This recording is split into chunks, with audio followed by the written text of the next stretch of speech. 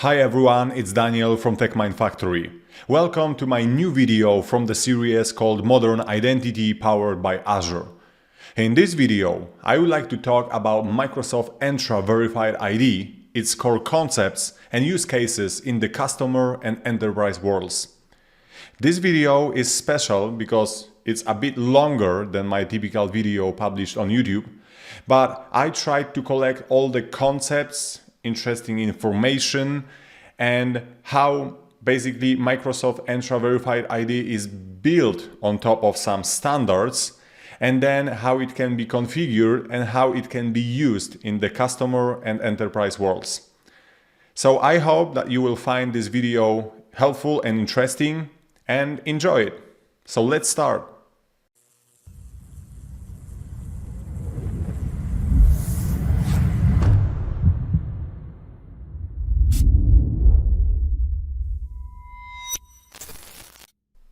Before we even start talking about Microsoft Entra Verified ID, it's good to do some introduction to verifiable credentials and decentralized identity.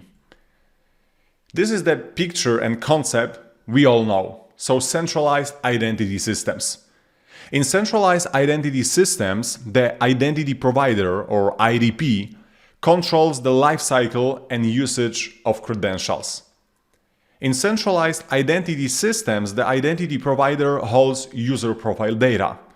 So you can try to imagine that when we provide details on the sign-up page like email, first name, last name, city, country, once the profile is created, it's stored in a centralized place within the identity provider. The same in the corporate world, like once we start working for one of the organizations, the account is created for us, like for instance in the Azure Active Directory, with a set of data in our profile. So it's centrally managed. Applications and services trust the central identity system component, so identity provider. So you can try to imagine that we can have multiple applications when user would like to access and do different things. So first of all, user has to authenticate. So to authenticate, application will redirect such user to the identity provider. So for instance, Azure Active Directory, user can successfully authenticate there and then start using application because underneath a set of tokens were passed to the application. But there are some limitations and drawbacks of centralized identity systems. Organizations store vast amounts of personal data from users, which leaves users without the control over who has access to their personal information. So in this case, those organizations own the data. The data is stored within identity provider or centralized place, and user has no control over this data. There are also some limitations when it comes to trust boundary. Federations are required, which can take time and can be complex in managing. And we know that. So if we are one organization and we would like to provide, other methods of authentication, like using Facebook, Google, and like social accounts, we have to configure federation. Yes, so in this case, we have to build this trust relationship between our identity provider and other identity providers. It can be time-consuming and sometimes complex. Centralized identity systems introduce a single point of failure. And even if we say okay, but all those identity providers are in the cloud right now, they are highly available and so on and so on. The case is that still this is like a single point of failure because of the fact that it's centralized system. So still the user profile is centrally stored and other components are also centrally stored, yes? So it can be a single point of failure. And there are many more other drawbacks we could discuss here. But let's move forward and let's talk about decentralized identity systems. In the decentralized identity systems, control over lifecycle and usage of credentials is shared between the issuer, the holder, and the relying party consuming the credential. So in this case, application. So that's why it's decentralized, yes, because now we have those I would say, three important parts of this whole ecosystem: the holder, the issuer, and the relying party, so the consumer of the credentials. So let's talk about it. There are some big benefits of decentralized identity systems. Those are like identity holder have full control and ownership of their data, enabled by decentralized identifiers, so globally unique identifiers, and public key cryptography. So we are going to talk about public key cryptography in context of decentralized identity and verifiable credentials in this presentation.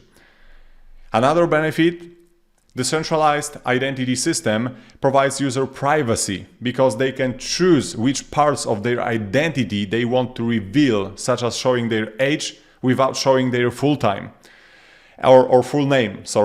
So in this case, you can try to imagine the situation that you have your verifiable credential or with some information about your profile, like first name, last name, the age, some other information like information about your health condition and so on, and you want to share only a part of this profile with someone, with some other party, yeah? So in this case, with verifiable credentials and decentralized identity systems, it will be possible to do it. So you can decide that you want to share your age, but you don't want to share, for instance, information about your address, for instance. Yes, so it's very important to underline this.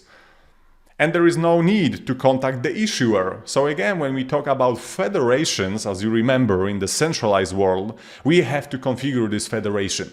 There is always this contact in the centralized world with the federated identity provider. So the perfect example is the login in the Azure AD B2C.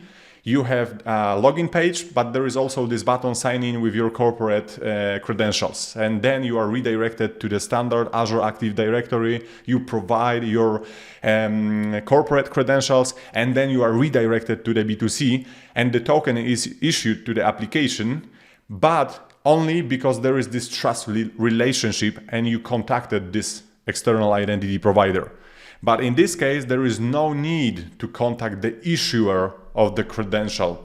And that's really powerful. And this is what we are going to talk about in this video. Again, when it comes to the centralized identity systems, there is tamper-proof. It's proven to be safe because of the cryptography, yeah? Just to summarize. So it's tamper-proof with cryptography in this case. And I mentioned a public key cryptography, which is important part of the whole ecosystem, and we will explain those concepts too. And obviously there are some more benefits we could discuss, but we have to move forward because we want to learn more how all those concepts are connected with Microsoft Entra Verified ID. So now let's talk about verifiable credentials. Let's explain them, what they are. What is their purpose? So, verifiable credentials are a digital cryptographically secured version of physical credentials like identity documents, academic achievements, licenses, and other things. So in the end, we are just creating digital version of those different kinds of documents and proofs. And now, when digital credential conform to the verifiable credential data model 1.0 at this time at least, which is a standard established by World Wide Web Consortium, they can be referred to as verifiable credentials. So it's very important to underline this. So this World Wide Web Consortium, which is also called W3C, provided this verifiable credentials data model 1.0 or 1.1 right now, and there will be more obviously in the future. If digital credentials conform to the verifiable credentials data model provided by W3C, they can be referred to as verifiable credentials. And now let's talk about the ecosystem here. So let's overview this ecosystem when it comes to verifiable credentials. And obviously, I tried to combine some information here and explain it and like get information from different sources, but also I reference those sources at the bottom of each slide, so you can go to the source and read more about it, because there are a lot of different concepts, examples. So I just try to collect some of them to make it easier for you to understand some concepts and how they refer to Microsoft Entra Verified ID. Okay, so let's discuss the ecosystem. So on the right side, you can see this small diagram, and as I mentioned, you can see the full picture under this link that is displayed at the bottom of this slide. But we have issuer, holder, verifier, and verifiable data registry. So let's talk about holder. It's a role an entity might perform by possessing one or more verifiable credentials and generating verifiable presentations from them. Example holders include students, employees, and customers. Yes, so those can be different people that can possess those credentials. Now, when it comes to issuer, it's a role an entity performs by asserting claims about one or more subjects, creating a verifiable credential from these claims, and transmitting the verifiable credential to a holder. Example issuers include corporations, non-profit organizations, trade associations, governments, and individuals. So in this case, the issuer is the entity that generates verifiable credential basing on set of claims and passing these verifiable credentials to the holder, which can be a person.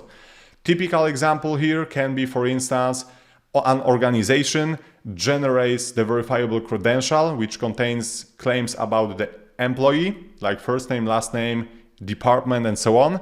And this verifiable credential is passed to the holder. So this holder stores this credential in the wallet. And we will discuss the wallet in a second. But in this case, the employee receives such credential and can use it in the future. And we will discuss those scenarios too. So, subject is an entity about which claims are made. Example subjects include human beings, animals, and things. In many cases, the holder of verifiable credential is the subject. Yeah. So again, this example with employee, verifiable credential was issued to the specific subject and entity. So right now, the subject, in this case, this verifiable credential is the subject. So it contains information about a specific person, for instance. But there is also verifier, a role an entity performs by receiving one or more verifiable credentials, optionally inside a verifiable presentation for processing. Example verifiers include employers, security personnel, and websites. So in this case, you can try to imagine the situation that one organization, which is issuer, issues such verifiable credential to the employee, which is holder in this case. And then if employee would like to access, let's say, some applications within the corporation, or would like to prove the identity, then holder can present this verifiable credential to the verifier, and then verifier can check those different claims that are included in the verifiable credential, and also check whether this specific verifiable credential was generated by the specific issuer, but without contacting the issuer, which we will describe in a minute. So there is this verifiable data registry, a role a system might perform by mediating the creation and verification of identifiers, keys, and other relevant data, such as verifiable credential schemas, revocation registries, issuer public keys, and so on, which might be required to use verifiable credentials. And that's really powerful, because in this picture, as you can see, you can see that issuer and verifier, they are decoupled. They do not contact each other. They are not connected like in the centralized world, where we have to use federation to build this trust relationship between one identity provider and another one. Because of the fact that there is verifiable data registry, issuers and verifiers can exchange information, but without contacting each other. And obviously, holder also uses this verifiable data registry. So yeah, in this case, it's very important to mention this decoupling. So let's move forward. Claim is exactly the same, I would say, term as we use right now for tokens in decentralized systems. It's an assertion made about the subject. So claim can be first name, last name, and so on. Subject, a thing about which claims are made. So in this case, there can be employee, and in claims we can have first name, last name, company, department, and so on. Credential is a set of one or more claims made by an issuer. A verifiable credential is a tamper-evident credential that has authorship that can be cryptographically verified. Verifiable credentials can be used to build verifiable presentations, which can also be cryptographically verified. The claims in a credential can be about different subjects. Now, what is the decentralized identifier? It's a portable URL-based identifier, also known as DID, associated with an entity.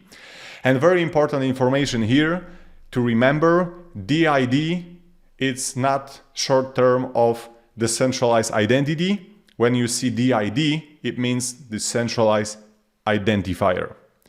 And these identifiers are most often used in a verifiable credential and are associated with subjects such that a verifiable credential itself can be easily ported from one repository to another without the need to reissue the credential. And here is the example of DID, but also I have another slide to discuss it.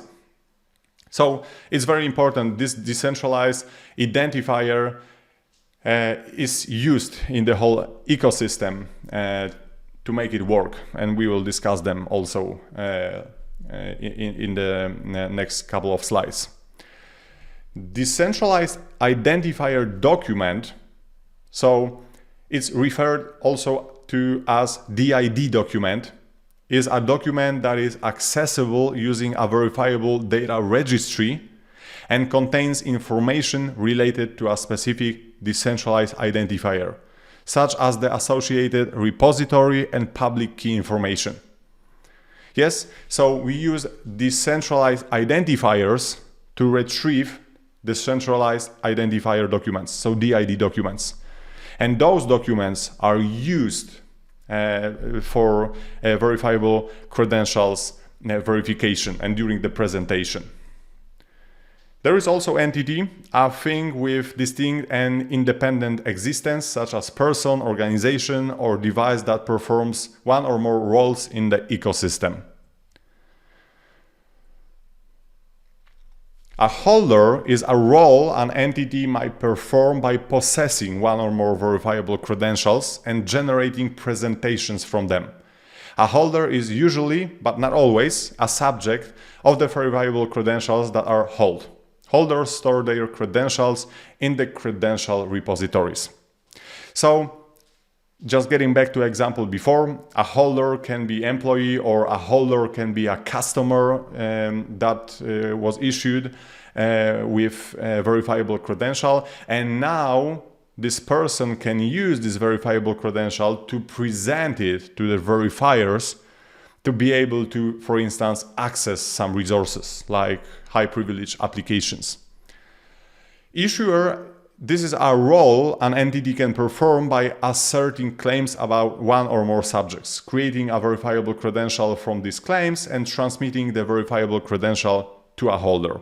Yes, so holder, this is the person that will receive verifiable credential and store it in the wallet, which we will describe. And the issuer, this is the entity that will generate the verifiable credential that will hold specific claims, and this verifiable credential will be passed from the issuer to the holder. The repository is a program such as Storage Vault or personal verifiable credential wallet that stores and protects access to holders' verifiable credentials. And we will talk about personal verifiable credential wallet in context of Microsoft Entra Verified ID, which is Microsoft Authenticator app. Verifiable data registry, that's our role a system might perform by mediating the creation and verification of identifiers, keys, and other relevant data such as verifiable credentials schemas, revocation registries, issuer public keys, and so on, which might be required to use verifiable credentials. Verification is the evaluation of whether a verifiable credential or verifiable presentation is authentic and timely statement of the issuer or presenter, respectively. This includes checking that the credential or presentation conforms to the specification, the proof method is satisfied, and if present, the status check succeeds. Verification of credential does not imply evaluation of the truth of claims encoded in the credential. That's very important here. So even if I have verifiable credential with some data, it doesn't mean that this data is true, is valid. So this is why verifiable credentials very often will be combined with identity proofing. So we can try to imagine the situation when, let's say, there is a car rental company, and before I can get verifiable credential, I have to present my ID, and the person in the office will verify my ID and my details and my driving license, and then basing on that and basing on my visit in the office, verifiable credential will be generated and issued to me. But there can be a situation where I can generate verifiable credential with the set of claims which are not true, in this case. So it's very important to remember that verification of credential does not imply evaluation of the truth of claims encoded in the credential. And again, verifier, a role an entity performs by receiving one or more verifiable credentials, optionally inside a verifiable presentation for processing. Other specifications might refer to this concept as relying party. Yes, so verifier can be also called relying party. Okay, so important part of decentralized world and decentralized identities is decentralized identifier. So a DID, so decentralized identifier, not decentralized identity, please remember, is a simple text string consists of three parts. So the DID URI scheme identifier, which is DID in this context, the identifier for the DID method, and the DID method specific identifier. So we will see decentralized identifiers usage when it comes to Microsoft Entra Verified ID, but it's important to mention how it's built and what is the structure of decentralized identifiers. So the DID, which I mentioned before, resolves DID document, so decentralized identifier document. And a DID document contains information associated with DID, such as ways to cryptographically authenticate a DID controller. And I know that for now it can be confusing, so just to summarize it for now, those DID documents can be retrieved using decentralized identifiers. So we use decentralized identifiers to retrieve decentralized identifier document, so to get the DID document. So you can think about this concept as you have the URL of the website, so like let's say techmindfactory.com, https:/techmindfactory.com, and then you retrieve the content of the website. So in the concept in the world of decentralized identities, you use decentralized identifier to retrieve DID document. And this DID document contains different elements.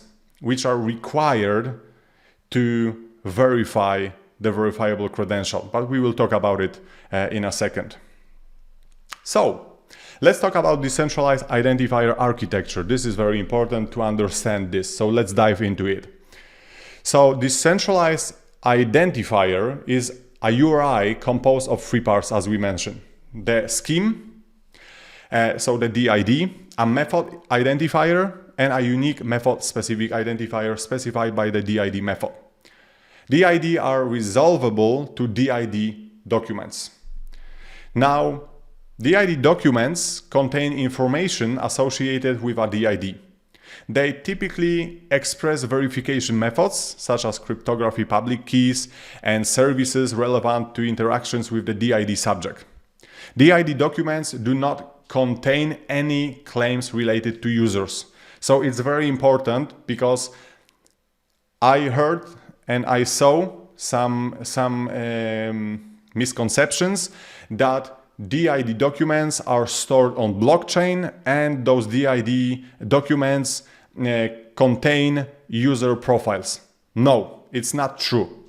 Nothing is, when it comes to user profile, is stored in the DID document. Now we have also DID controllers in the architecture, and the controller of a DID is the entity. It can be person, organization, or autonomous software that has the capability, as defined by DID method, to make changes to a DID document. This capability is typically asserted by the control of a set of cryptography keys used by software acting on behalf of the controller. Thought it might be also be asserted via other mechanisms. But the case is that to make changes in the DID document, DID controller has to be used, and this also requires to use the cryptographic keys. So in this case, it's also secured. Yes, so in the end, we have this verifiable data registry, which we can use to store DID documents, and to modify those DID documents we use DID controllers, and DID documents refer to DID subject. Yes, to like for instance to a specific person, organization, and so on. So you will see this in my presentation later, but every time that when we configure Entra Verified ID service in the Azure portal, there is a DID generated. Yes, for the DID is generated, and DID document is generated to uniquely identify this organization, this specific service. So yeah, in this case, please remember, just to summarize, that there are decentralized identifiers. Those are URIs used to retrieve DID documents. DID documents do not contain any user profile data. And to create and modify DID controllers, make modifications, to modify DID documents, we use DID controllers. Okay, and also, as I mentioned, there is DID subject. So the subjects of DIDs, by definition, is the entity identified by the DID. So the DID subject might also be the DID controller. Anything can be subject of DID: person, group, organization, thing, or concept, as I mentioned. Yes, so it can be single person, it can be organization, anything that is using decentralized identifiers. And we have also DID methods. So DID methods are the mechanism by which a particular type of DID and its associated DID document are created, resolved, updated, and deactivated, like DID Web and DID Ion. And those two we will explain and discuss in this specific video. DID resolvers and DID resolution. So DID resolver is a system component that takes a DID as input and produces a conforming DID document as output. This process is called DID resolution. The steps for resolving a specific type of DID are defined by the relevant DID method specification. Yes, so in this case, it's very important to mention that DID resolvers are able to resolve DID documents basing on the method that is used within the decentralized identifier. Verifiable data registries, in order to be resolvable to DID documents, DIDs are typically recorded on an underlying system or network of some kind, regardless of specific technology used. Any system that supports recording DIDs and returning data necessary to produce DID documents is called a verifiable data registry. Examples include distributed ledgers, decentralized file systems, databases of any kind, peer-to-peer networks, and other forms of trusted data storage. And this is also important because when you think about decentralized identity, you think, okay, blockchain. No, it doesn't have to be blockchain. It can be even your peer-to-peer network, yes, used, or database adjusted to handle this specific scenario. So you will see that when it comes to Microsoft Entra Verified ID, you don't have to use blockchain, anything related to blockchain, to still use verifiable credentials. And we will talk about it. Okay, so now let's talk a little bit more about the verifiable credential, its structure. A credential is a set of one or more claims made by the same entity. So date of birth, first name, last name, as we mentioned before. And credentials might also include an identifier and metadata to describe properties of the credential, such as the issuer, the expiry date, and time. The metadata might be signed by the issuer. A verifiable credential is a set of tamper-evident claims and metadata that cryptographically prove who issued it. So in the end, we can just verify who issued this specific verifiable credential. Great. So right now, let's talk about interoperability with current identity standards. Yes, because now, okay, great. We explained some concepts when it comes to decentralized identity. But now, how it can be combined with the current state of identity world, yes? So you probably think that, okay, right now we will have another standards, we will have another protocols, it will be complicated, we have to think how to integrate this within our current identity systems and so on. So let's talk about it and let's see what's happening in this specific space. So I think that most of you are watching this video, most of you are familiar with OpenID Connect OAuth standards, yes? So right now, any modern identity provider is using OAuth and OpenID Connect. So when it comes to verifiable credentials, surprise, there is also OpenID used for that. So it's not like there will be yet another standard, another protocol, and then we will have to reinvent the wheel again. Nothing like this. If you will follow the links I provided at the bottom of this slide, you will see that there are specifications under OpenID that will describe how to issue and how to present verifiable credentials. So let's talk about OpenID for verifiable credentials issuance. This specification defines an API that is used to issue verifiable credentials. Access to this API is authorized using OAuth 2.0. The wallet uses OAuth 2 to obtain authorization to receive verifiable credentials. So, as you can see, we still use well-known standards. Verifiable credentials are very similar to identity assertions, like ID tokens in OpenID Connect. In that, they allow a credential issuer to assert end-user claims. Great. So this is about the issuance. So for the verifiable credentials issuance, we use OpenID for verifiable credential issuance.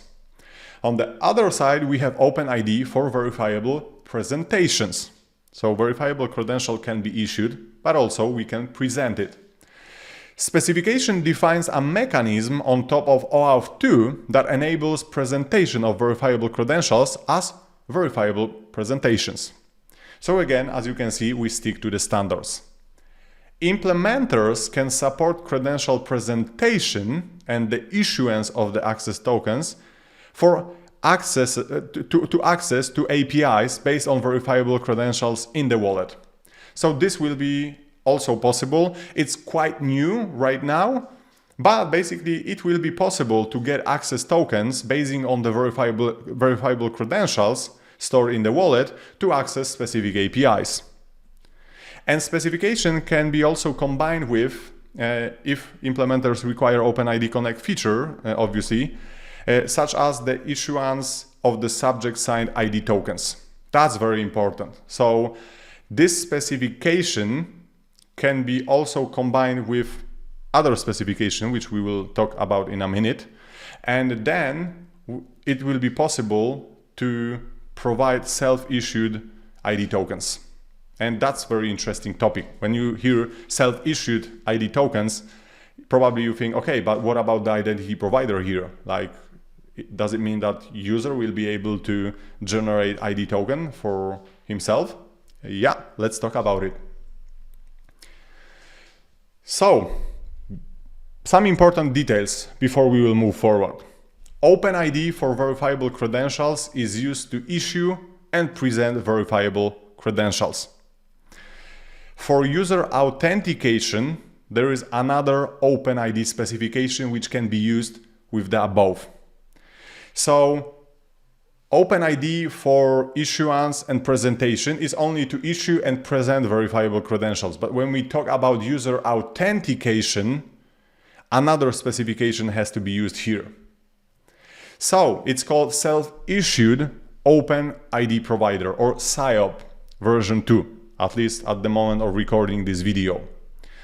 OpenID Connect defines mechanisms by which an end user can leverage an OpenID provider to release identity information such as authentication and claims to relying party, so the application, which can act on that information. In this model, the relying party trusts assertions made by the self-issued identity provider, OpenID provider, and in this case, we can issue ID tokens without having the identity provider. Specification extends OpenID Connect with the concept of self-issued OpenID provider, or self-issued OP, an OpenID provider controlled by the user, by the end user. It can be combined with OpenID for verifiable presentations specification. So, here is the thing. When it comes to OpenID for verifiable credentials issuance and presentation, that's one part of the story. We can issue verifiable credentials and we can present them and they can be verified. But if we talk about user authentication and we want to prove the user identity, we can combine self-issued OpenID provider with the OpenID for verifiable presentation specification. The self-issued OpenID provider does not itself assert identity information about the end user. Instead, the end user becomes the issuer of identity information. So right now there is no concept of centralized identity provider, as you can see.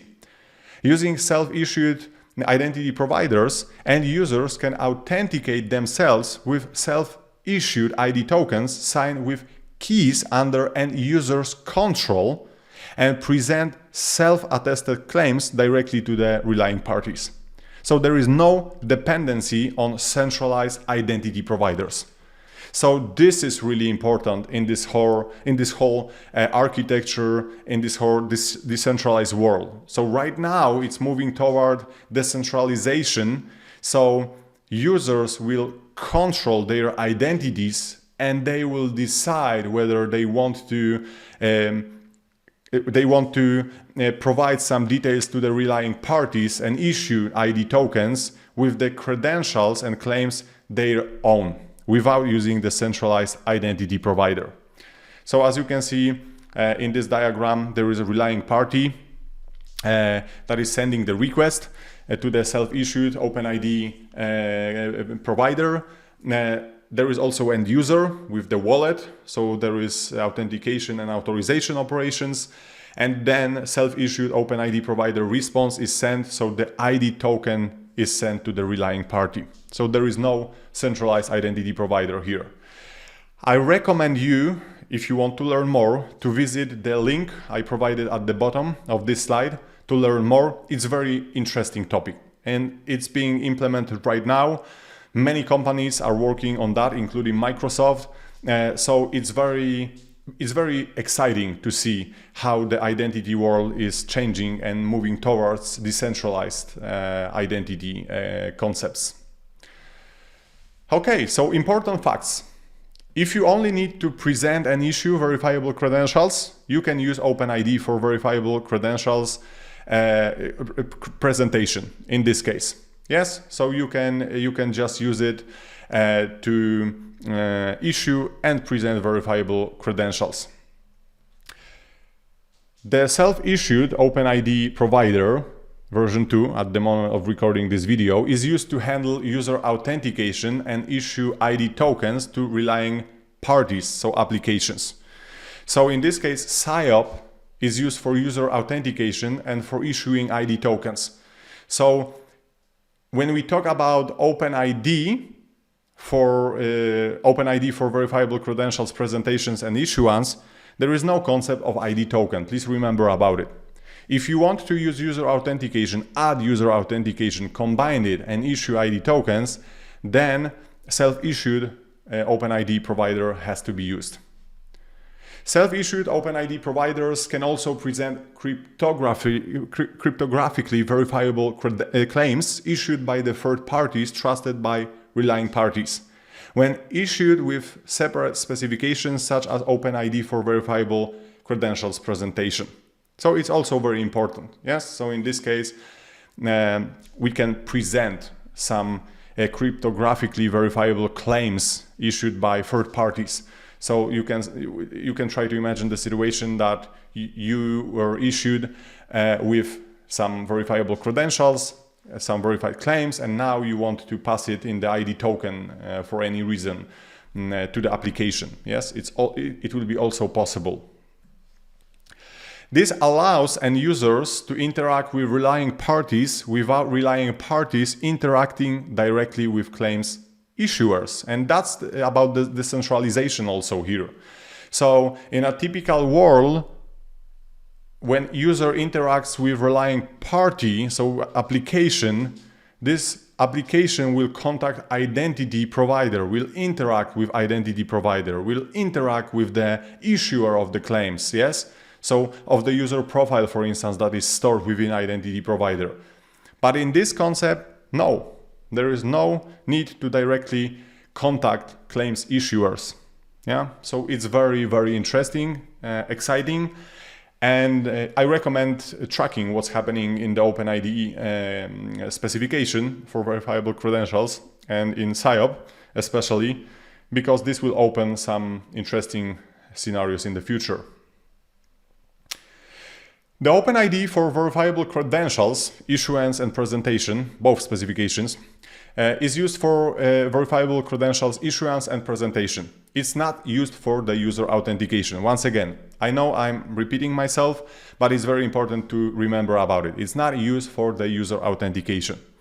Self-issued OpenID provider is used to authenticate users using ID tokens signed and generated by users using their wallets.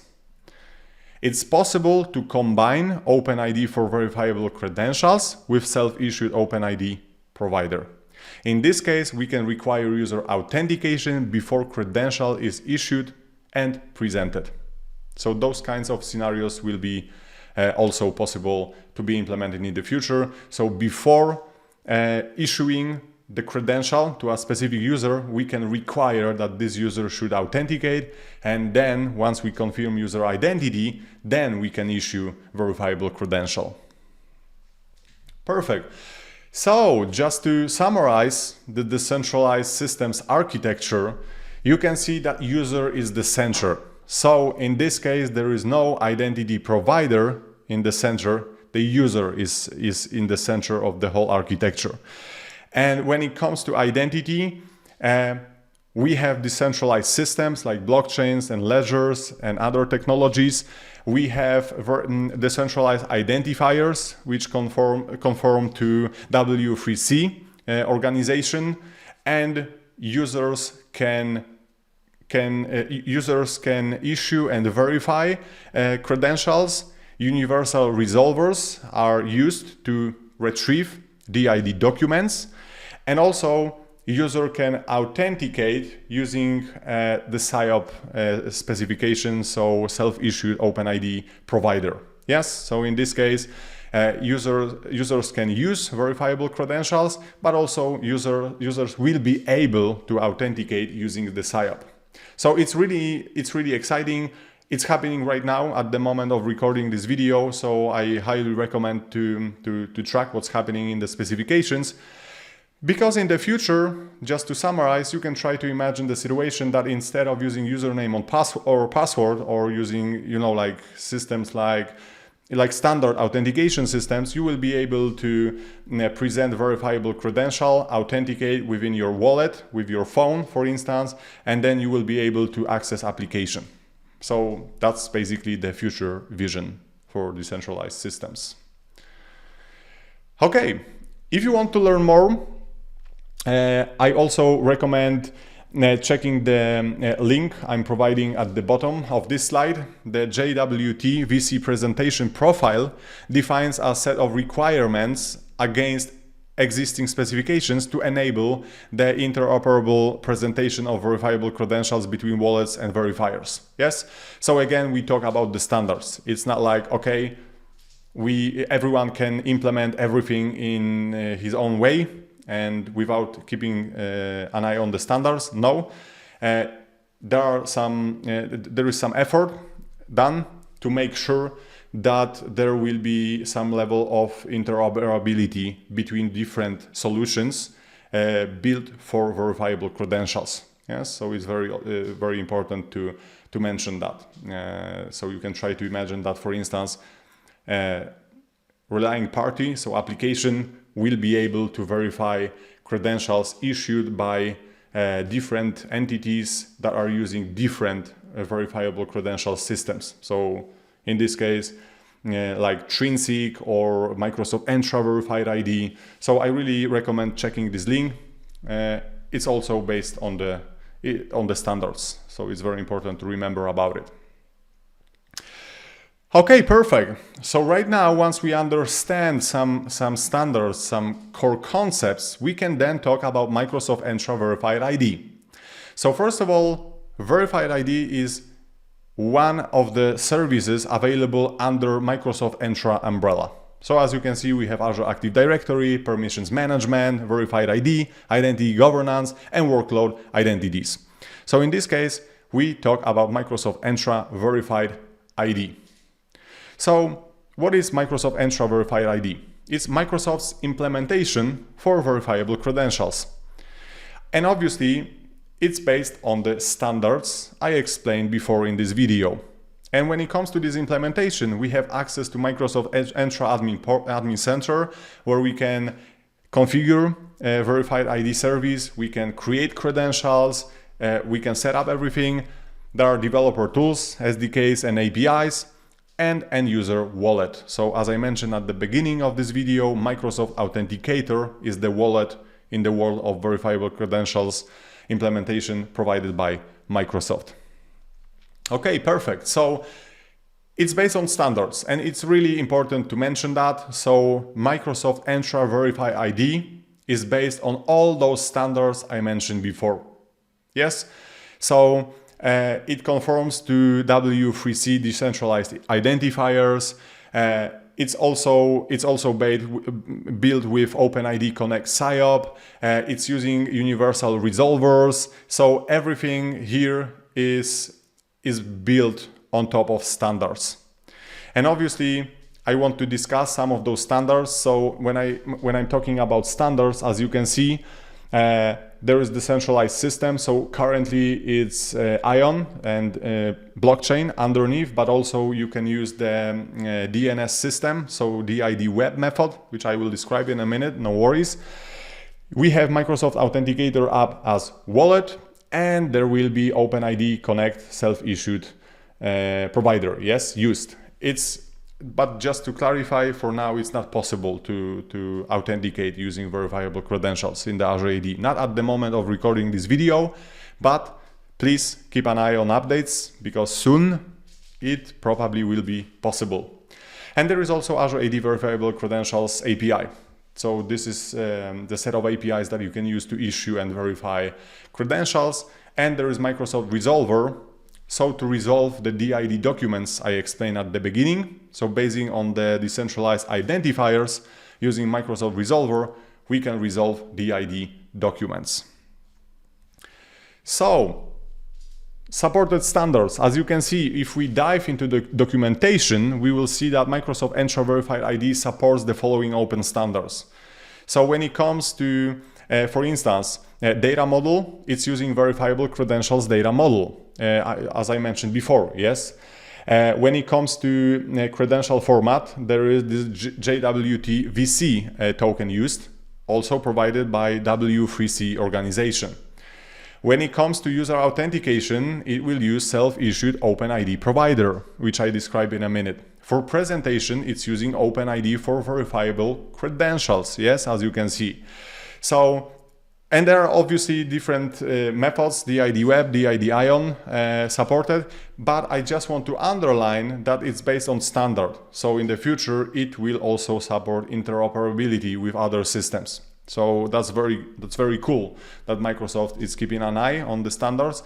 And also Microsoft is the part of this whole ecosystem. So I know that Microsoft provides value when it comes to defining those standards. Okay, so let's talk about core concepts and facts. Microsoft Entra Verified ID uses the OpenID for verifiable credentials, issuance and presentation specifications, which describes how an issuance or presentation request and submission should look like when issuers and verifiers communicate with a wallet. So Microsoft Authenticator app in this case. So when we talk about wallet, in context of Microsoft Entra Verified ID, we talk about Microsoft Authenticator app.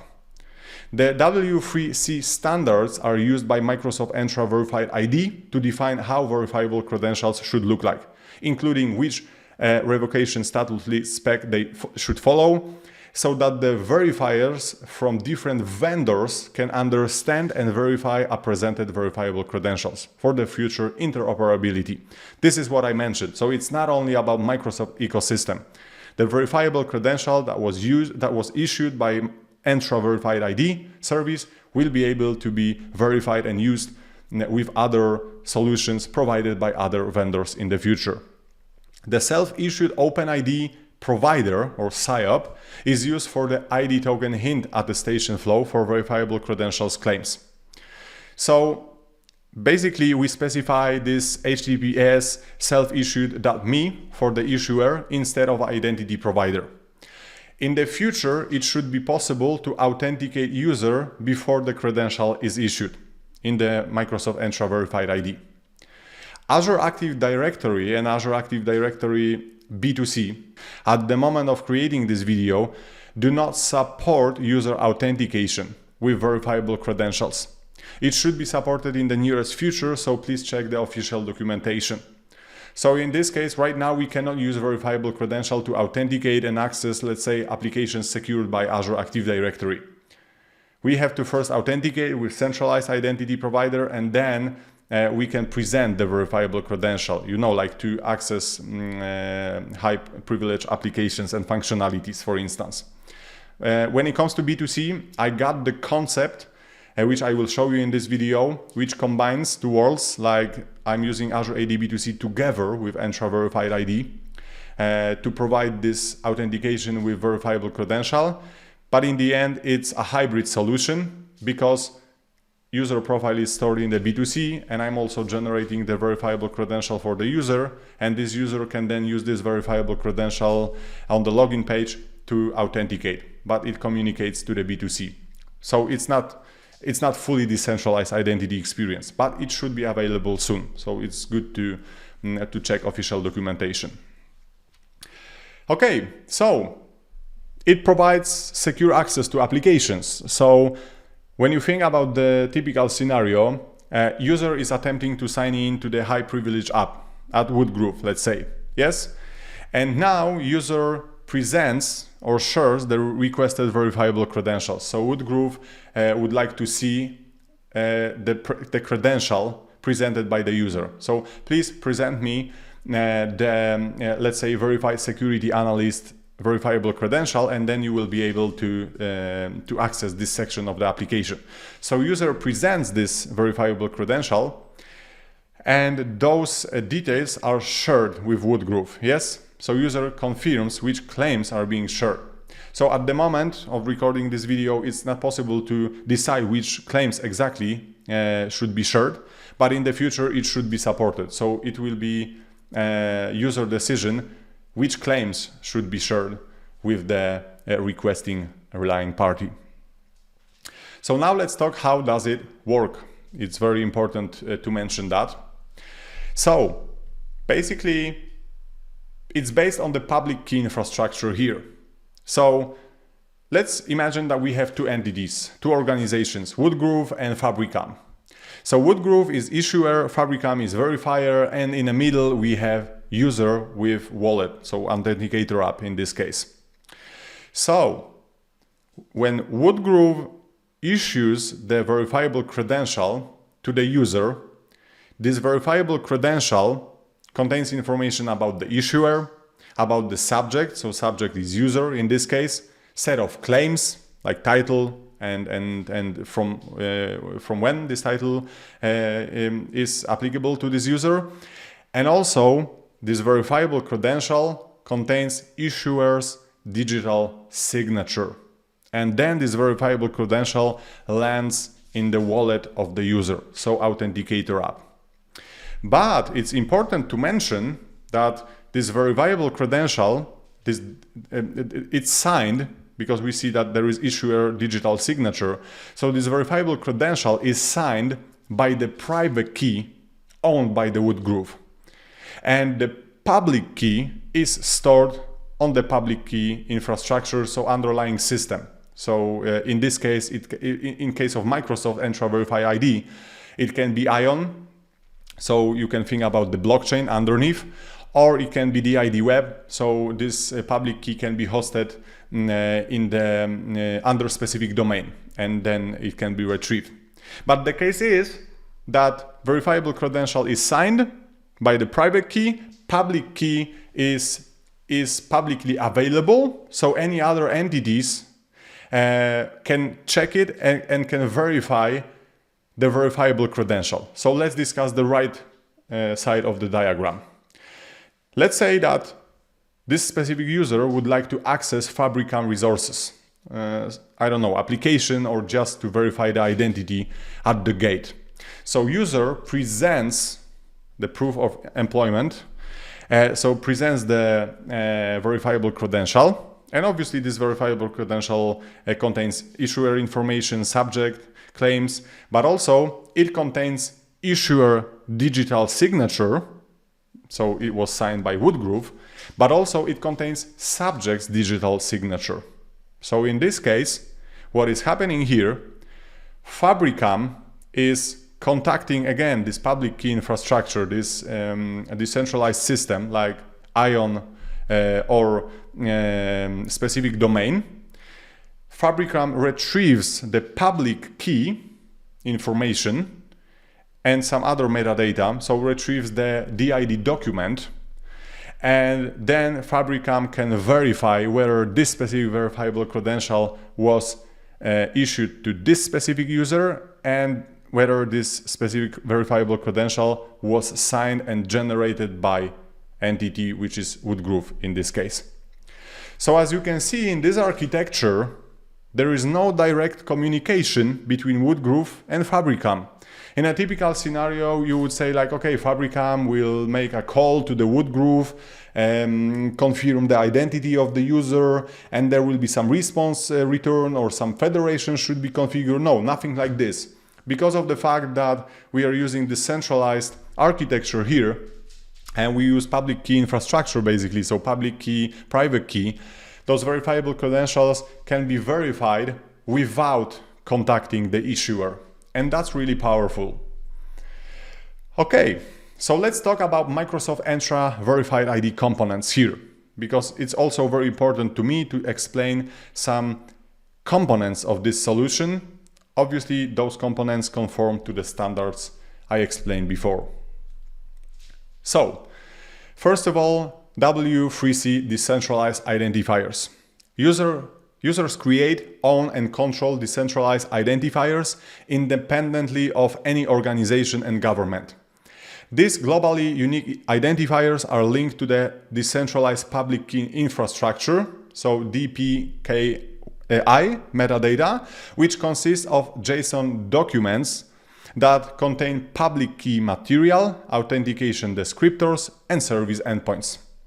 So it's very important, yes, that decentralized identifiers can be used to retrieve the DID documents, and DID documents consist of JSON documents that contain public key material. That's very important. Public key material of the issuer in this case, yes? So we are able to verify who signed this verifiable credential and whether this was the entity we think it was, yeah? So it's very important to mention that. Now, when it comes to trust system, so this place where those decentralized documents lands and this trust system that is used by different entities to verify and issue verifiable credentials, Microsoft currently supports two trust systems, which are DID ION, so Identity Overlay Network with blockchain usage, and DID Web, which is a permission-based model that allows trust using a web domain's existing reputation. An important thing here, no blockchain is used here. So again, when you will hear Microsoft Entra Verified ID, blockchain can be used underneath using the ION, Identity Overlay Network protocol, but you can also configure this service without any blockchain usage. And DID Web is the default option when you configure the service. Okay, perfect. Then we have DID User Agent or Wallet. So Microsoft Entra Verified ID uses Microsoft Authenticator as wallet. Authenticator creates DIDs, facilitates issuance and presentation requests for verifiable credentials, and manages the backup of DIDs through an encrypted wallet file. So in this case, wallet is really important because it's playing the crucial role in the process of verification and presentation. So basically, that's the place where user verifiable credentials land. So it's important to underline this. There is also Microsoft Resolver, so an API that looks up and resolves DIDs using the DID Web or DID ION methods and returns the DID document object. Yes, so in this case, when we have the centralized identifier and we want to retrieve the DID document, Microsoft Resolver is used here. So if I will get back a few slides, as you can see on this diagram, there is Microsoft Resolver, and it's used to contact decentralized systems. So like DID ION, so ION in this case, and usage of blockchain, or DID Web, so domain system in this case. So Microsoft Resolver is used to resolve DID documents in the end. Okay.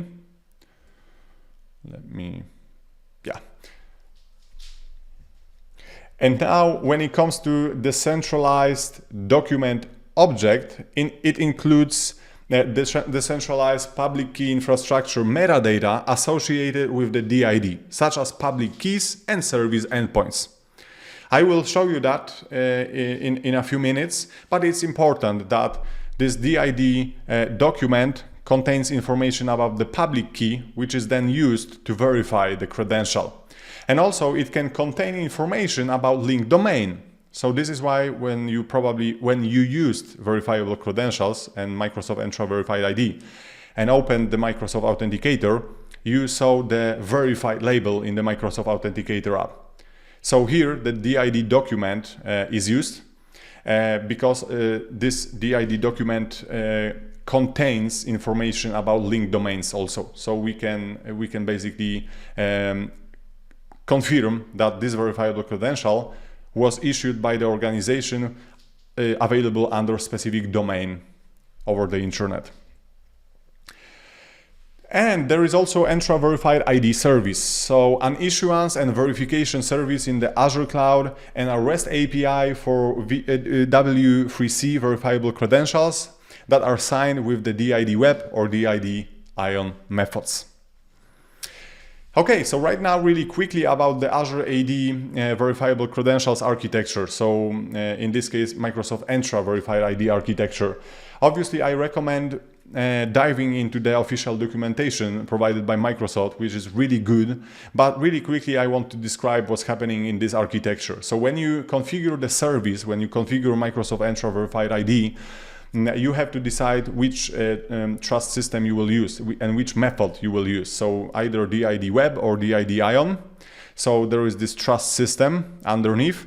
And also what you have to do, you have to provide the Azure Key Vault. You have to configure it. The Azure Key Vault is used to generate and store those keys that are used for those cryptography operations. Yes, like for instance for signing verifiable credentials. And there is also Entra Verified ID service, so this set of REST APIs that enables you to interact with Entra Verified ID. So, for instance, you can easily issue and verify credentials, and you can integrate Entra Verified ID service with your APIs.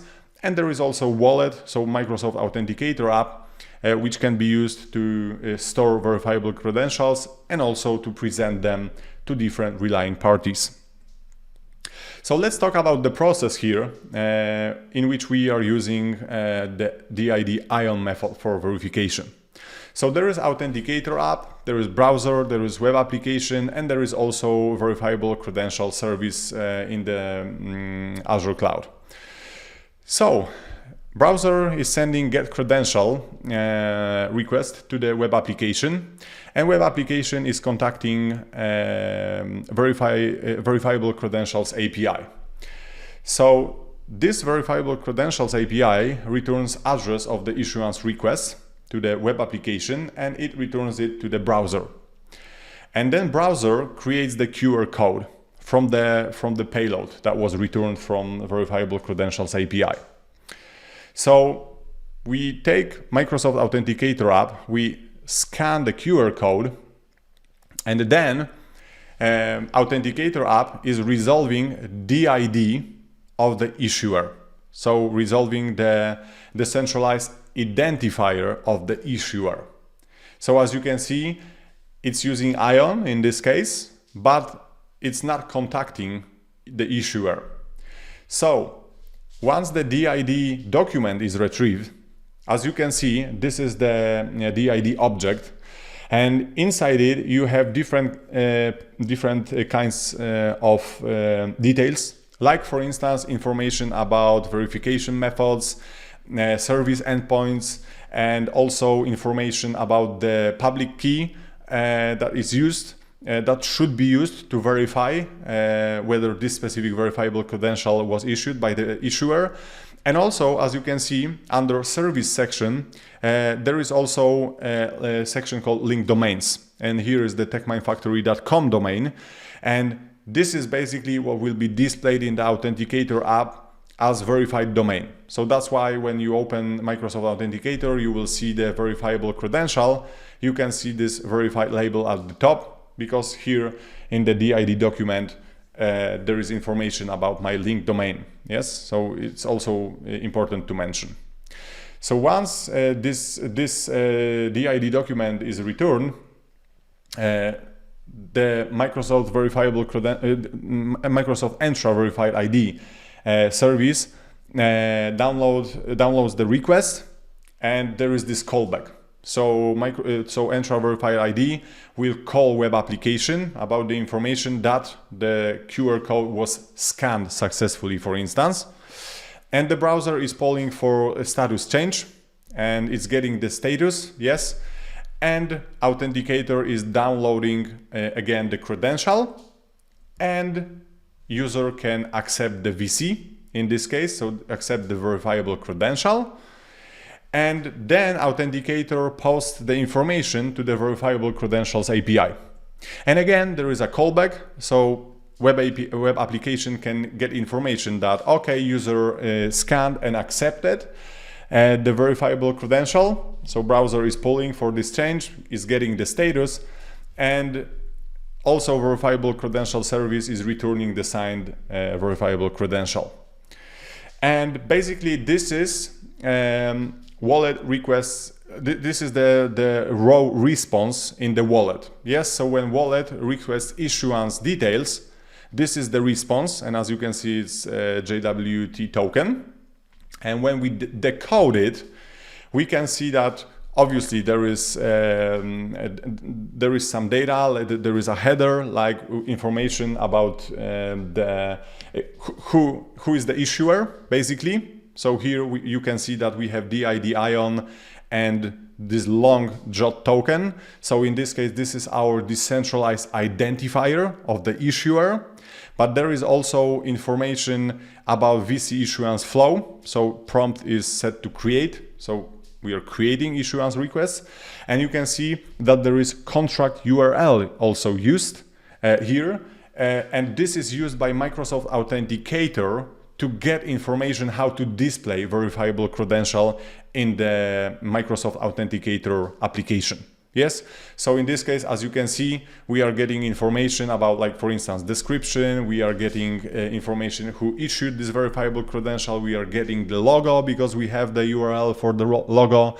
We are getting the information about the card, the title in this case, and also we are getting card details. So as you can see, we have claims like employee ID, first name, last name, and employee type.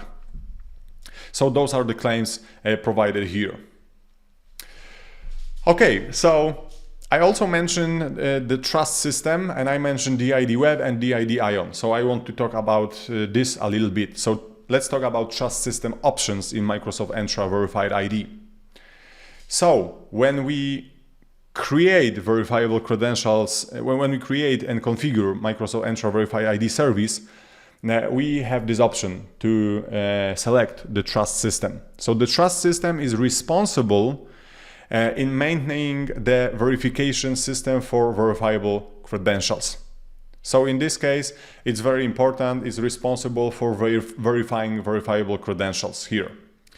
It cannot be changed once the Entra Verified ID service is configured.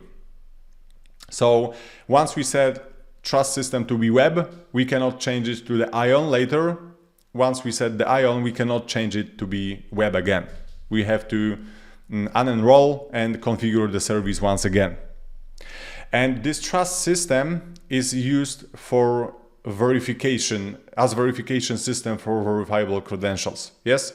So in this case, we are using this trust system during the process of issuance and presentation of verifiable credentials. The only way to change the trust system is to opt out of the verifiable credentials service and redo the onboarding. That's what I mentioned before. So we have to reconfigure Microsoft Entra Verified ID service again. Let's talk about DID ION first. So ION, Identity Overlay Network, is a layer 2 open permissionless network based on the purely domestic side tree protocol. With ION, it's possible to easily anchor the DID on the Bitcoin blockchain. So in this case, we can anchor DID documents and retrieve them during the verifiable credentials presentation process, for instance. And once the verified ID service, Microsoft Entra Verified ID service is configured, under the decentralized identifier, we can see the method which is used. So DID, ION, and this long chain of characters here. Yes, so we can see that the ION is the verification method here, and the trust system is ION and underneath blockchain. On the other side, we have DID web method. So DID web is a permission-based model that allows trust using web domains' existing reputation. And no blockchain is used here. It's very important to be mentioned. So when we select DID web as a trust system, no blockchain is used. And if we will look into organization settings, under decentralized identifier, we will see DID web and the name of our domain. And it's also very important that we will have to link this domain and verify it. So verifiable credentials that will be issued in the Microsoft Authenticator app can be verified. Yes, so there is some difference in the configuration between DID ION and DID web, and we will see it. Okay, so the last point on our roadmap during this presentation is related to use cases in an enterprise world, and also I would like to talk about some use cases in the customer world. And then we will also see the demo of those different concepts I mentioned here. So let's talk about use cases in an enterprise world for verifiable credentials. So here are some key scenarios in the enterprise world. So onboarding employees, partners, and customers. So trustworthy self-service enrollment and faster onboarding by digitally validating information with industry-leading ID verification providers. It's possible, yes? So once the identity is verified, you can try to imagine that there is HR department, and this HR department is verifying the ID of the person, the history of employment, and so on and so on. And once the ID and all those details are verified, then verifiable credentials can be issued, and this verifiable credential can be used in the future to prove the identity of this person, to prove the claims, like for instance the history of employment and so on. So it can be beneficial to be used. Also, verifiable credentials can be used to access the high-value apps and resources. So we can quickly verify credentials from a wide variety of trusted partners based on open standards. Again, we talk about open standards. It's not only about Microsoft Entra Verified ID. It's built on the open standards, so maybe there will be other vendors, and like we want to provide this interoperability, yes? So in this case, once I'm authenticated in the application, for instance, to access specific section, I'm required to present specific verifiable credential. And then once it's verified, then I can access specific section of this application.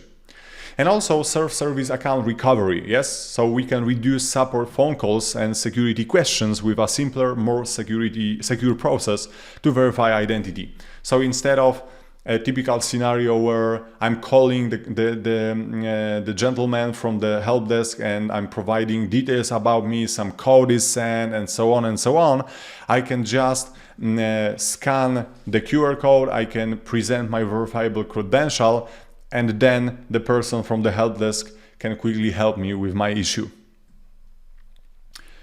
Okay, so let's discuss this self-service account recovery here. So as I mentioned, we can reduce support phone calls and security questions with a simpler, more secure process to verify identity. So this is like as you can see, let's try to imagine that we forgot the password or something happened with our account. We want to access it again. So we can choose to verify our identity with verifiable credentials, and then there will be new permission request displayed. So once we scan the QR code, there is new permission request displayed, and we can decide whether we want to present our verifiable credential, so ID credential, or not. If we click allow, then the details, the claims from verifiable credentials can be accessed by the verifier, and then we can continue getting back our account, so we can provide new password and then we can click reset password. So as you can see, we don't have to provide some codes or different parts of our profile and so on. We can just present verifiable credential and then set the new password. On the other side, we have use cases in the customer world. And this is also interesting because when you think about Microsoft Entra Verified ID, maybe at first glance you think that, okay, but it can be used only for corporate scenarios. No, that's not true. You can also use it for the customer related scenarios. So, first of all, again, we can validate certificates, licenses, and degrees. So customers can verify identity and certification licenses of companies' representatives they deal with. So it's very important because, for instance, you can try to imagine that there is a company that is providing some services. And let's say that at home you have problem with electricity. And you have agreement with a specific company, electricity company, provider, and this company will send the representative to fix something at your home. So before this person will enter your home, you can ask for verification. You can scan the code, so you can present the code on your tablet that will be generated by this specific company on the website. This person will have to scan this QR code with the Authenticator app, and then once verifiable credential is presented on your tablet, you can see that, okay, this is the guy from this company, he works for this company for this amount of years, those are his specialities, so okay, I can trust this guy because I know that he works for this specific company. So this is B2C scenario, yes, in this case, that can be used in the external worlds. And basically, there are more scenarios like this. On the other side, we can create digital passes with verifiable credentials. So companies can digitalize tickets or coupons for an exclusive event and share them with participants. So in this case, you can try to imagine that, like for instance, to avoid printing tickets or downloading them from different websites, there is QR code display for you. You can scan it and then verifiable credential lands in your wallet, in your Authenticator app, and this is the ticket to enter, like the concert or some event. It's super cool. Or other example that is available also for Microsoft Entra Verified ID in preview is this coupon scenario where you can get the coupon to get one coffee for free. Yes, so in this case, to get the coffee, you have to present this verifiable credential. It can be used only once, and then you will get the free coffee, for instance. That's one of the scenarios here, obviously, yeah. But still, creating digital passes is the future, so we can avoid, like printing different documents or downloading some PDF files and so on. We can just use verifiable credentials for that. Okay. The specific example I have here, and to be honest, I'm also excited about it, is driver verification at the car rental company. And this is also the proof of concept I was implementing, and I would like to show you this in this video. So we want to reduce time to rent a car once the customer was verified. So in a typical scenario, at the beginning, we have to go to the car rental company office, and we have to present our ID, our driving license, we have to sign different papers and so on. And then eventually we will get the keys and we can rent the car. But what about the scenario where a customer's driver license details are issued in a verifiable credential?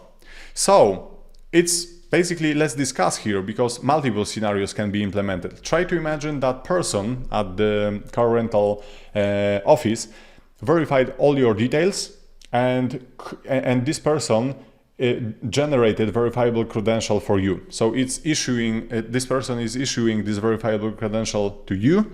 This verifiable credential lands in your wallet, in the Authenticator app, and this verifiable credential contains information about the driving license number, expiration date for your driving license, your first name, last name, and so on. And now, next time you want to rent a car, you don't have to go to the office and present all those documents again, like your ID, and driving license, you can just present this verifiable credential, and then you can get your car faster. Yes. So in this case, you can scan the QR code, you can present verifiable credential that was issued by this car rental company, and then you are ready to go. Yes, you can just get the keys at some point, but you are already verified. Why? Because previously car rental company verified your identity, your driving license, and so on. So it's very exciting. Of course, there are some, you can say, like, for instance, okay, but what about the situation when I lost my driving license because of some car accident or something else, but still I have my credential in my wallet? Obviously, those credentials, those exceptions should be handled somehow. So in this case, for instance, every time you are presenting a verifiable credential and before you are getting the keys, you have to also additionally select the checkbox like, okay, I confirm that I did not lost my driving license. I'm aware of the consequences, and so on and so on. So yeah, obviously there are challenges, but still, when it comes to a smooth process here, I think that's the future. So next time, customer can present verifiable credential to access fast track rental section of the web portal, for instance. Yes, customer doesn't have to provide all those details, just scan the code, provide verifiable credential, and then get the keys. Okay, perfect. So that's about theory. So now I think it's time for a quick demo and presentation. So it's time to see it in action. So I decided to prepare two demos, one with the corporate scenario where we have our verifiable credential issued by our employee that is using Azure AD, and the second scenario that is using the car rental example and is using B2C together with Entra Verified ID. So let's move forward. Before I will jump into demos, I want to start with the documentation for Microsoft Entra Verified ID, which is really good. So this is the place where you can find explanation how to, for instance, configure Verified ID service. So here under tutorials, you can see how to configure Microsoft Entra Verified ID. So there are all the steps described that are required to configure service. So how to create key vault, how to register service principals, how to set up permissions, and so on. There is also a section that is explaining how to issue verified ID credentials from an application and how to verify them, so how to present them. Yes, so again, a comprehensive explanation is provided there. Obviously, there are other important details like protocols used, standards, and so on. You can also see and learn how to customize your verifiable credentials. And obviously, there is also API specification, so how to use Verified ID REST API to issue and verify credentials. So I really recommend checking this because it's really good. There is good explanation how to configure the service and how to start using it. Okay, perfect. So obviously, when it comes to Verified ID, first you have to configure it. So here is the Azure portal. Then you can also configure Entra Verified ID using the Entra portal. But here is the Azure portal. So in this case, I will discuss it from the Azure portal perspective. But please keep in mind that in the Microsoft Entra Admin Center, you can also manage credentials, you can access organization settings, you can set up domains. So basically, you can also manage your Verified ID instance. So here is the Azure portal, and obviously I had to create Verified ID service. So as you can see, I can type Verified ID in the search bar and I can select it. Once it's selected, obviously my service is already configured, but in your case, if you want to create this service and configure it, please follow the documentation that I explained a minute before. Okay, perfect. So as you can see, here is the organization name, so TechMine Factory. There is a domain, which is verified domain, and I will explain how it works. And also here there are two tiles, create credential and verification request. Also, under organization settings, that's very important place, because as you can see, here is my organization name, my tenant identifier, but also you can see that here is my decentralized identifier. And in this case, I'm using DID ION, so the method that is using blockchain underneath. So in this case, this is my unique decentralized identifier that is used when I will issue verifiable credentials. And also this decentralized identifier is used when someone would like to verify the credential that my organization issued. And I will explain this in a minute using some other tabs in my browser. But this is very important, and this is what I explained in my presentation. So the decentralized identifier will be DID ION and the long chain of characters when you use ION for the trust system and blockchain, by the way, or there will be DID web and your domain name if you are using the domain system as the trust system. So let's start with the DID ION. As you can see, obviously there is also key vault reference, so I created dedicated key vault, and this key vault is used for generating and storing keys used in the cryptographic operations, and it has to be configured together with the service. There is also the domain registration. So when and this is what you will see in the Authenticator app in a minute, but this is required to verify the domain once the verifiable credential is displayed in the Authenticator app, so in the wallet.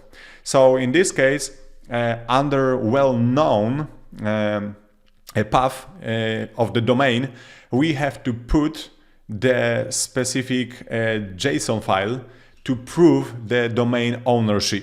So as you can see, here is the manifest that we have to download, and then we have to put it under well-known folder and path of our domain. So in this case, it's techmindfactory.com/wellknown/DID configuration. And once you put this file under well-known folder, then you can access it and verify it and verify the domain ownership. And I will show that in a minute. Okay, great. So now when it comes to credentials, you can add new credentials here. So under Credentials tab. So when I click Add Credential, I can either select Verified Employee, which I will describe in a minute, but also I can create custom credential, and soon more credentials templates will be available, as you can see.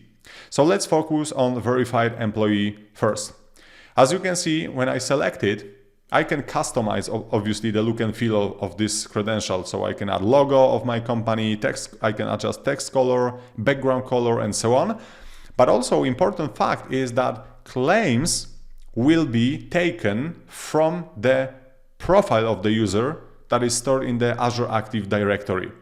So to issue this verified employee credential, user will have to sign in using Azure AD account, and then from the token that will be returned from the Azure AD, claims will be transferred to the verifiable credential, and then verifiable credential will land in the wallet, so Microsoft Authenticator app, with the specific claims filled out from the directory. And this can be helpful in the future scenarios, exactly as I described in the presentation. For instance, to access high privilege applications. So once I authenticate it, then I'm also asked to provide verifiable credential presented, but also for account recovery. Yes. So in this case, once I have this verifiable credential, when I want to recover my account, I can present it, and then I can recover the account. So there are multiple scenarios. I already created a verified employee, as you can see. So here is my verified employee for TechMind Factory organization. Here is my logo. And obviously the domain is verified. And as you can see here, again, when it comes to claims, those claims will be mapped in the verifiable credential from the directory. And also, as you can see, there is this manifest URL. So let's open it really quickly. As we can see, hopefully this will load soon. This will be the JSON document, the token that we can decode.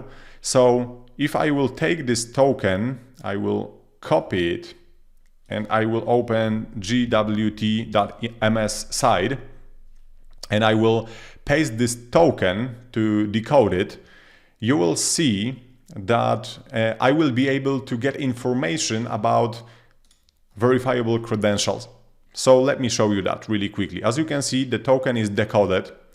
You can also see that this specific verifiable credential is verified employee.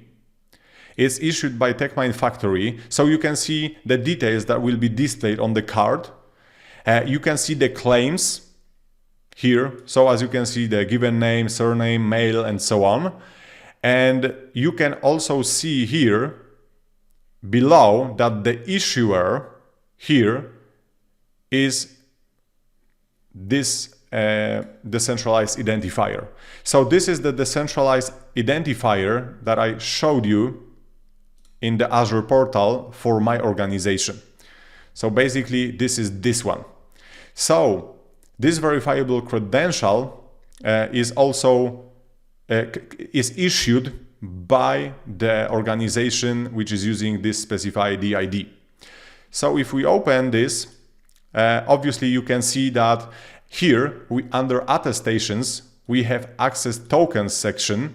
It means that before this credential can be issued to the holder, then first of all user has to sign in using this specific Azure Active Directory.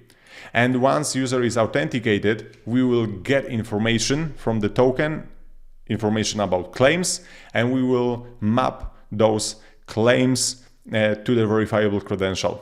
And then within the verifiable credential, we will have the first name, last name, and other claims that are that were presented during this authentication process.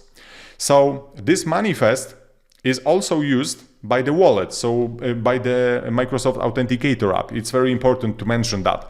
So when Microsoft Authenticator app wants to display information about the verifiable credential during the issuance process, it's using this manifest file to, for instance, as you can see, display the background color for the verifiable credential, adjust the text color, add the title to the verifiable credential, yes, and just to know which claims should be collected. Okay, great. So that's about the employee credential. Obviously, I have also this verified driver credential, which I will, and it's custom type credential, which I will describe in a minute when I will present this another demo. But I wanted you to know that first of all, you can create those corporate verifiable credentials. Yes, so in this case, there is this verified employee credential, which you can issue to your employees. Before we move forward, one more thing. When it comes to domain verification, because I mentioned that we have to host this DID configuration JSON file under well-known path of our domain. So I want to show you that.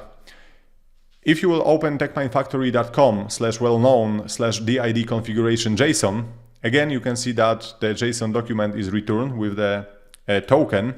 And if we will decode this token, again, using JWT.ms side, and if we will scroll down, you can see that here, again, there is information.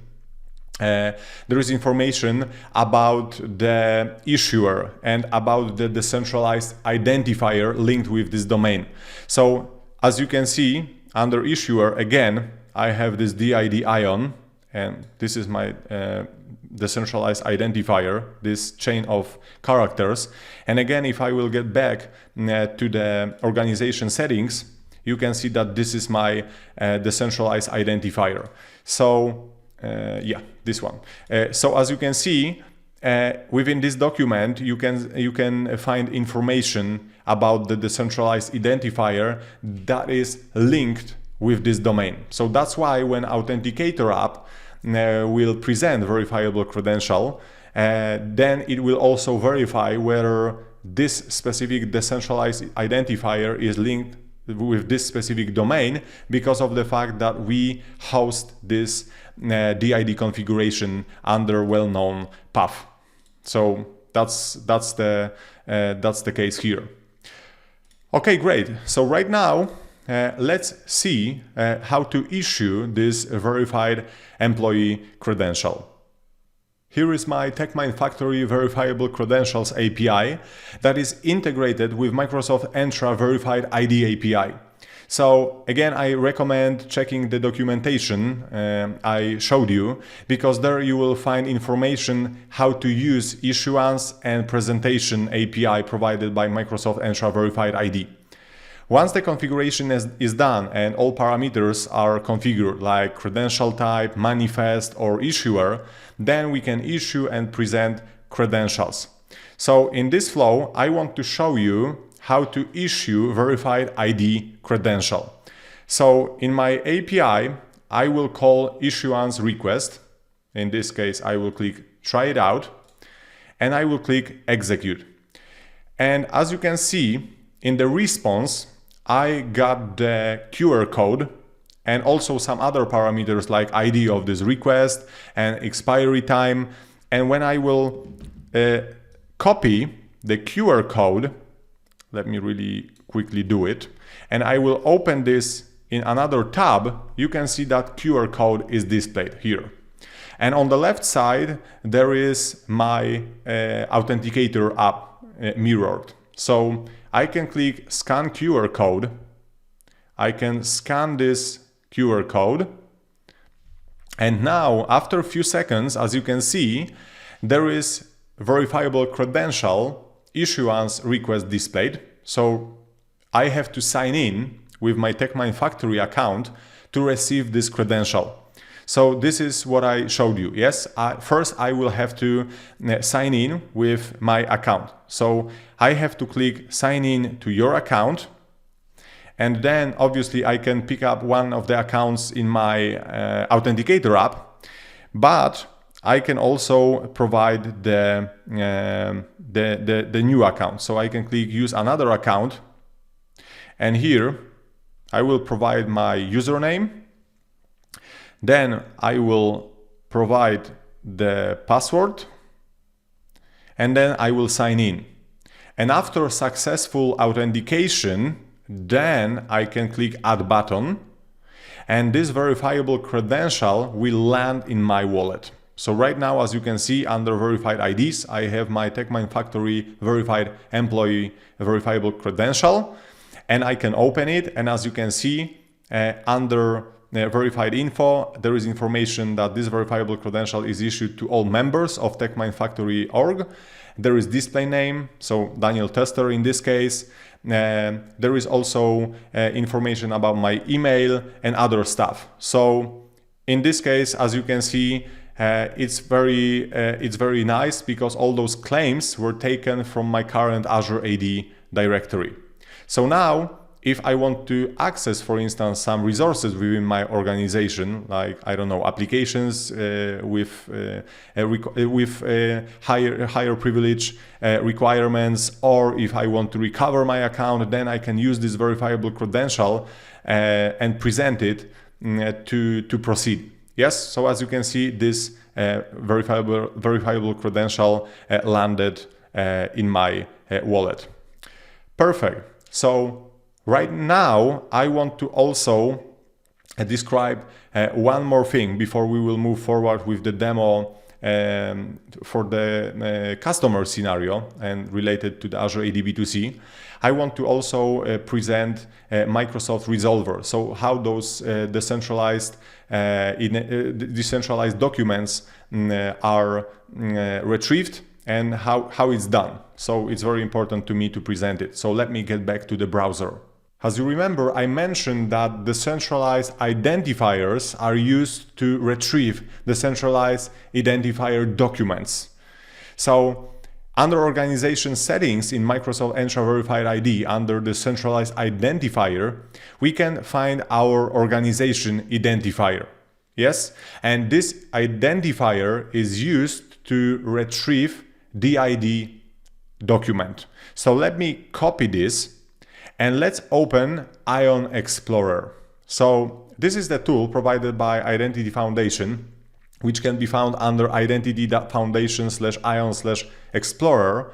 And here you can insert your DID and click search. And then after a few seconds, we will see that DID document is retrieved. And by the way, underneath blockchain is used in this specific scenario. So here is my DID document. And as you can see, here is the ID. So this is my decentralized identifier. So this value is exactly the same like the value in the Azure portal.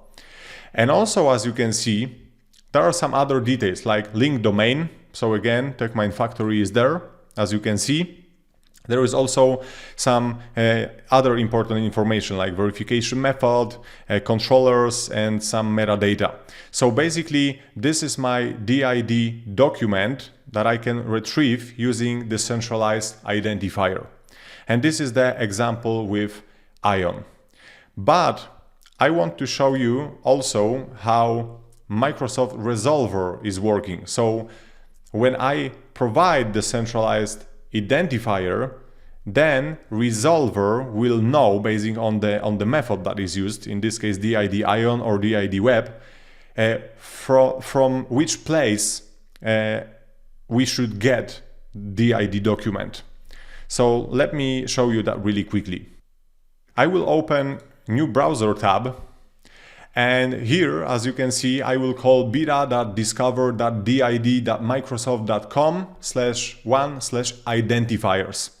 So this is the address of the resolver provided by Microsoft to resolve DID documents.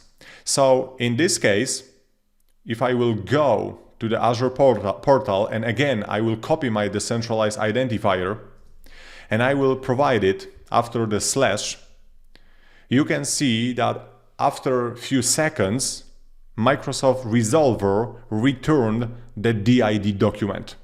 So this DID document is exactly the same like the DID document presented here in the Ion Explorer. Really quickly, a few words about DID Web method.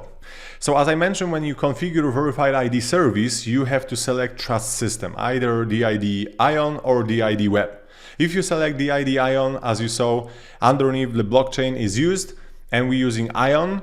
And when we select DID Web, there is no blockchain used, and we have to then host the DID document somewhere else. So under well-known path, under our domain. So when you open organization settings, and this is my another instance of Verified ID service, there under organization settings, we can see that under Decentralized identifier, now there is DID Web TechMineFactory.com. So no DID Ion, no long chains of characters. It's simple DID Web TechMine Factory. So now, when it comes to settings, we have to host DID document under well-known path of my domain. So as you can see, under techminefactory.com/well-known, I have this DID JSON file, and this is basically my DID document that is resolved and is used for verifiable credentials. And now again, I can directly open this file, but also I can use Microsoft Resolver, yes, to resolve DID document using the centralized identifier. So let's see how to do it. I will open another tab in the browser, and I will type again beta discover DID Microsoft.com identifiers /DID web techminefactory.com. So right now Microsoft Resolver will try to resolve the ID document.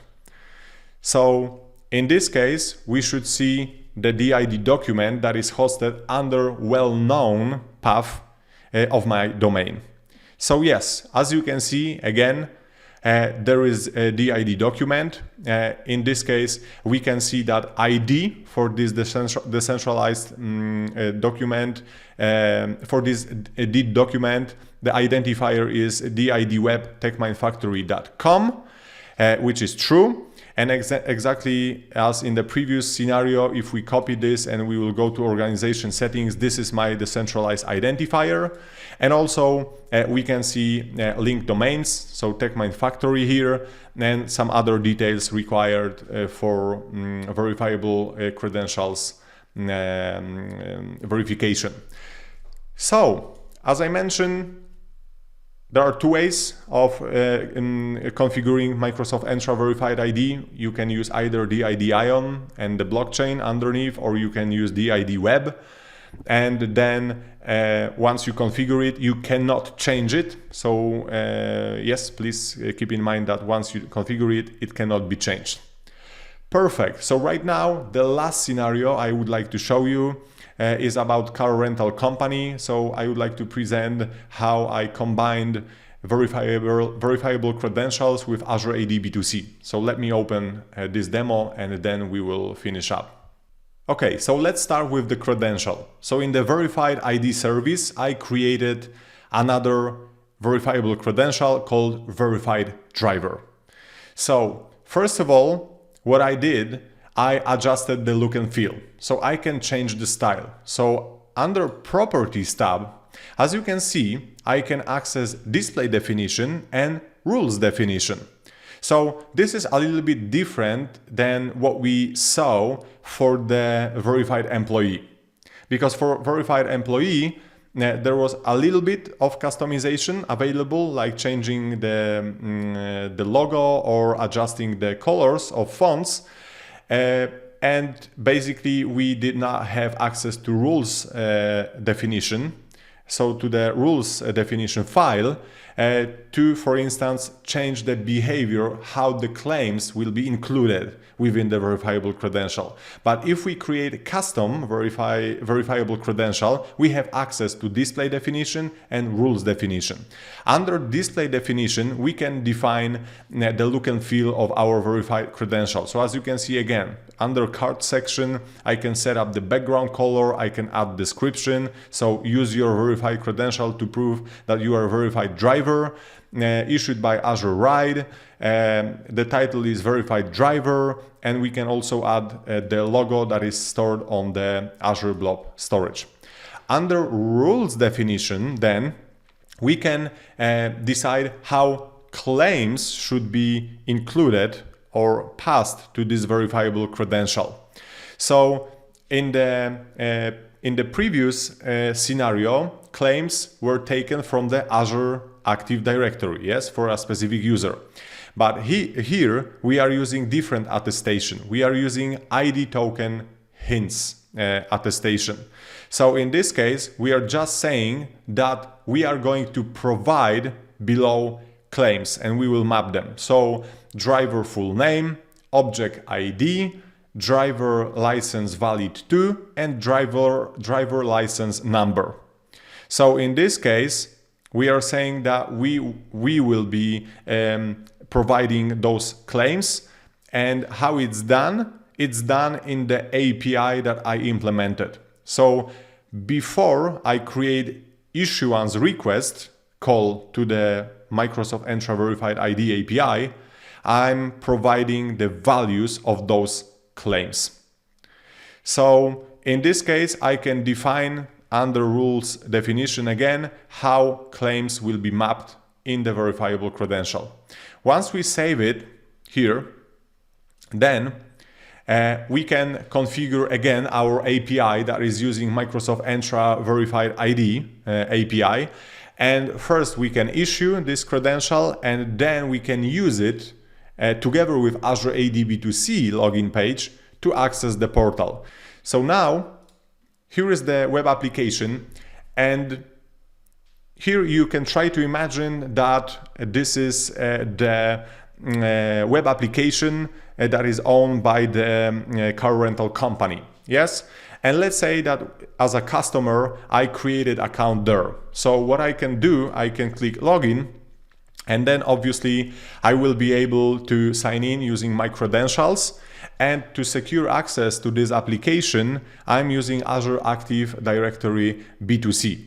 So right now the B2C login page is displayed, and here I have to provide my credentials, and then I will be able to use the application. So let me do it really quickly. And once I successfully authenticated, I was redirected back to the application. And now I can access this verifiable credentials verified driver tab. And as you can see, here is the information. Get your verified driver credential. This credential enables you to rent cars faster without going through the verification process again.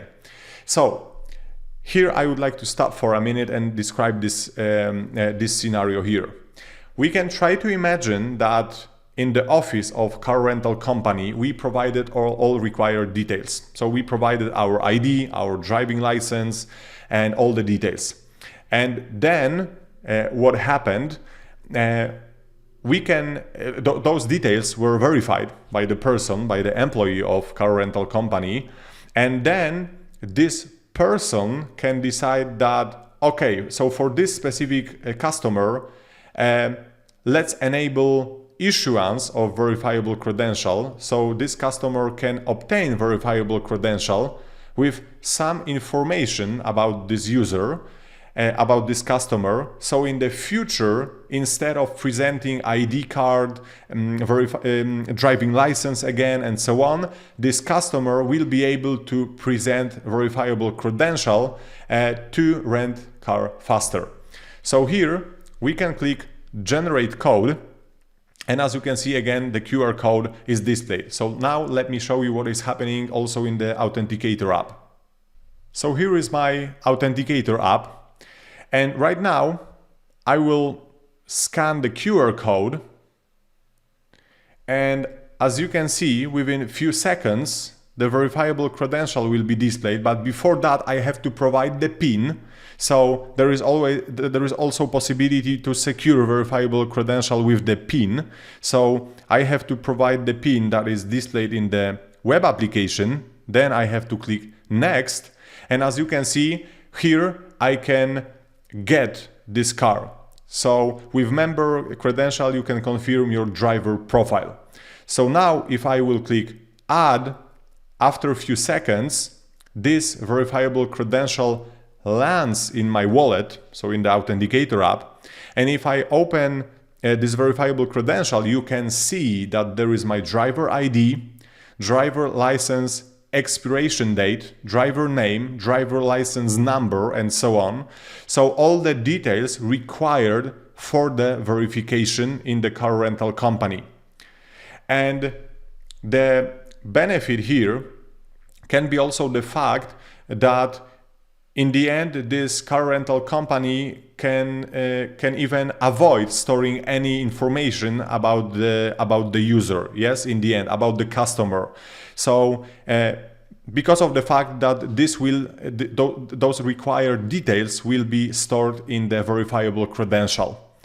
And also, even if we have some doubts here about storing this in the verifiable credential, then we can still use verifiable credentials in this process, because you can try to imagine the situation when some document is displayed for you to read, and then you have to confirm that you read this document and confirm this using verifiable credentials. So you have to provide your verified driver card, and you have to prove that you read document, you accepted terms of use, and so on. So there are multiple scenarios.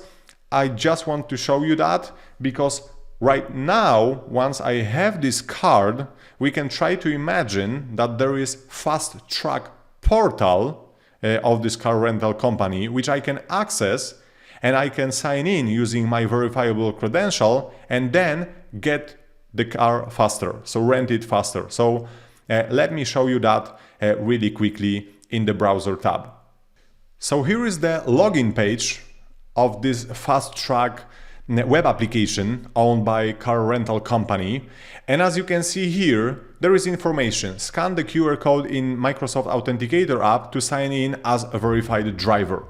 So now what I can do, I can scan this QR code, and right now I can present my verifiable credential. So here is the question. Share with Azure Ride. So in this case, I'm asked to present my verifiable credential with all the claims.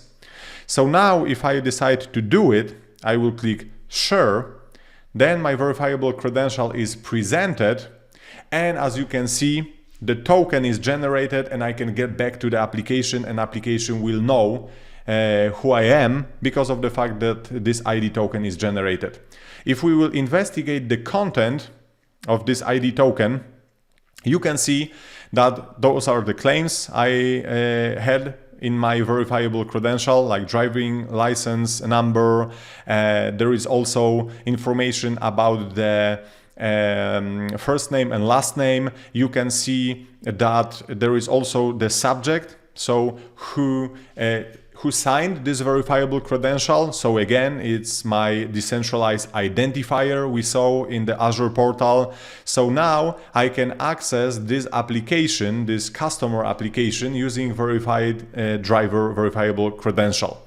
So I foresee that in the future there will be more scenarios like this where we can leverage verifiable credentials in the customers in the customer world and customer scenarios. And as I mentioned, this is only the proof of concept, because obviously here account exists in the Azure AD B2C, and then I'm creating a verifiable credential basing on that. But in the future, probably it will be more integrated. So yeah, I'm really excited about it. I hope you enjoyed this video. I know it was a bit longer than a typical video I publish, but I hope you found it interesting and helpful. And I recommend you to check Microsoft Entra Verified ID service, its capabilities. And thank you so much for watching.